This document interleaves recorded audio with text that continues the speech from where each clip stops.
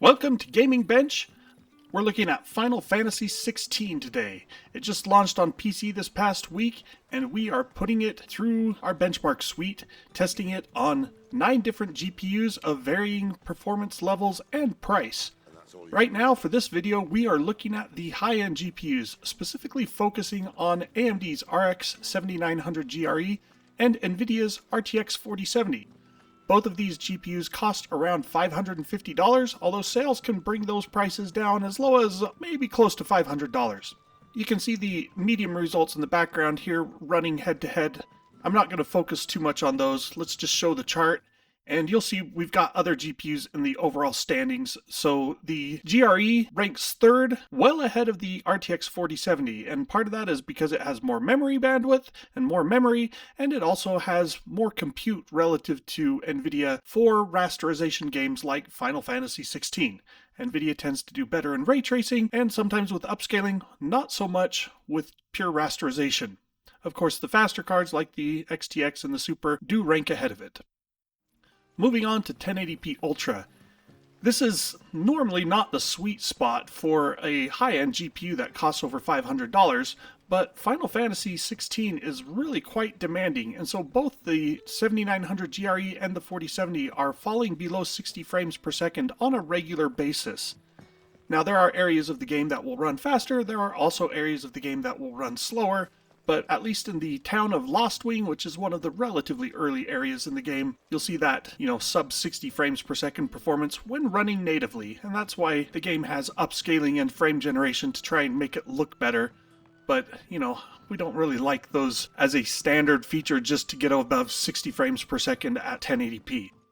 And in our overall charts, you can see 56 frames per second on the GRE, 51 frames per second for the 4070. Both of them have minimums around 35 frames per second though, so that shows that there's quite a bit of stuttering, and you see that on the top cards as well. The XTX and the Super are sitting at 50 frames per second for their minimums, indicating that the game just has plenty of stutter in its rendering pipeline.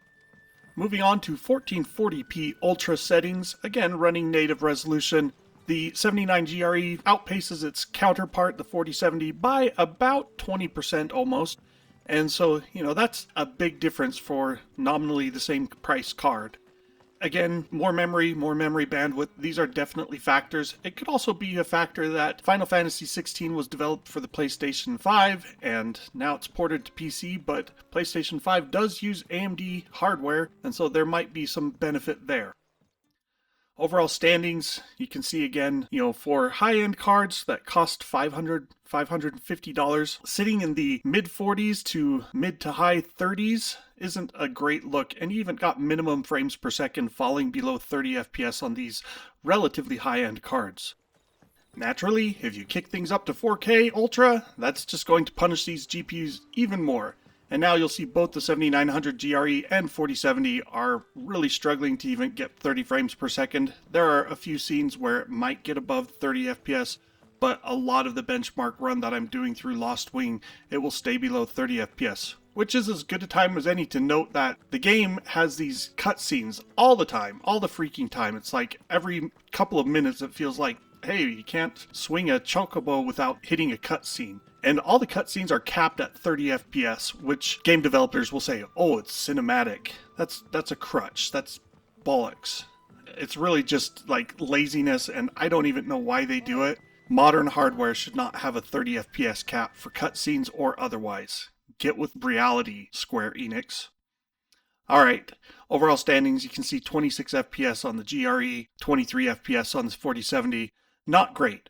But this is the baseline, and that's why we have upscaling and frame gen, because those can help boost the actual frame rate with upscaling and boost the perceived frame rate with frame gen, which I like to call frame smoothing, because it's not really like you're not getting more input to increase responsiveness. You're just getting an extra frame rendered with some delay put in, but it looks smoother to the eye for sure, and it feels pretty decent in Final Fantasy XVI, like especially when you're just running around. In combat, that frame gen might not be as beneficial, but when you're just exploring, it's not nearly as painful a delay that you feel.